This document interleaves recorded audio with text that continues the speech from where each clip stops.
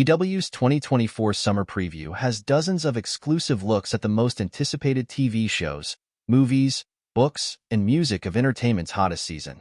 Continue to visit EW.com through May for more previews of what you'll be watching, reading, and listening to in the months to come. Ilana Glazer was pregnant with her first child when her manager, Susie Fox, shared a broad vision, as Glazer recalls to Entertainment Weekly, for a movie about best friends navigating their codependent dynamic while contending with motherhood. That seed of an idea gestated into Babes, in theaters May 17th. Glazer stars and co-wrote the script with Josh Rabinowitz as Eden, a yoga instructor and free spirit who finds herself pregnant by a guy, Stephen James, who she quickly realizes has relationship potential, but turns out to be something very different. Her slightly older bestie, Dawn, already has one toddler and welcomes a new baby in the first act of the film. After discussing with production company Film Nation a variety of actresses who could play Dawn, Glazer says she had to take a beat and let the answer come to me, and Michelle Buteau arose in my heart and consciousness.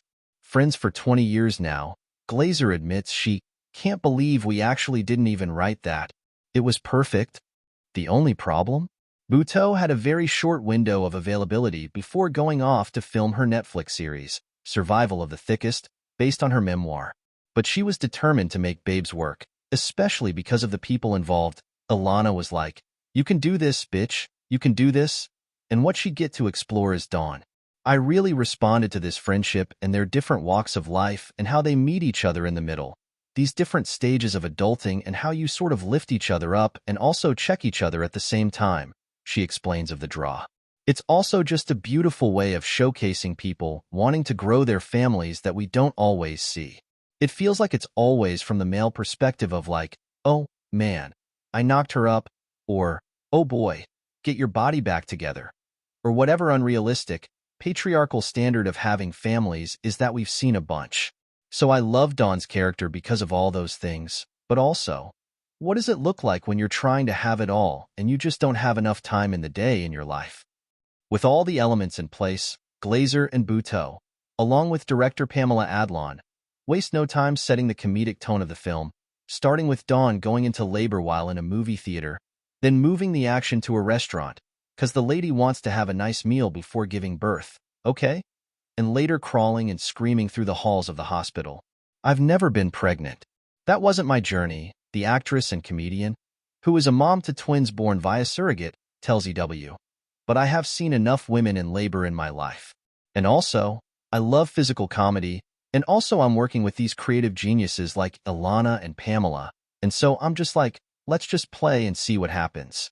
What happens is a sequence that opens the door to a rarely seen dialogue between women on screen. Glazer admits the audience at the movie's South by Southwest premiere laughed in all the places they hoped but also seemed shocked by what they were hearing and seeing. I grew up on Long Island. Michelle grew up in Jersey. We've both lived in the city for 20 years. Maybe we don't talk the same way people in Milwaukee talk, but they have their version of the way we talk, Glazer says. The way women talk authentically is often policed and seems raunchy if we're just being ourselves. But for us, I think it was just very true to the way we see things. When they were shopping the script around town, Glazer says reactions were mixed, specifically to the film's brand of comedy. People in the industry either got it or they didn't. They were like, "This is blue." And I was like, "Blue? This is my life," she recalls of the conversations. Also, pregnancy and motherhood. It's gory. We're so used to gore being expressed through violence rather than humanity. Humanity that we all come from, that we're all experiencing in some degree. Off that initial experience with the script, it gave me peace in knowing that this story doesn't have to reach everybody, and it won't. But the people who are going to grab hold of it and never let go need this story the same way that me and Josh and Susie needed to tell it. And when Michelle and Pamela came on board, we all needed to tell this story. Buteau agrees with Glazer's assessment that it feels criminal that women can't make the same jokes as men. When people say words like raunchy, I'm like, this is just real. And especially now, when all these egregious laws and women's bodies are under attack, this is when the arts are even more important. So, we can express what we are actually going through, Buteau says. I think about Mary Tyler Moore fighting to wear pants in a show, Thank God the needle has moved where we can actually talk about what's happening to our bodies. These are our bodies. I feel like this is definitely for those who need it to feel safe, seen, secure, entertained, and educated. That's why we call it comedy gold.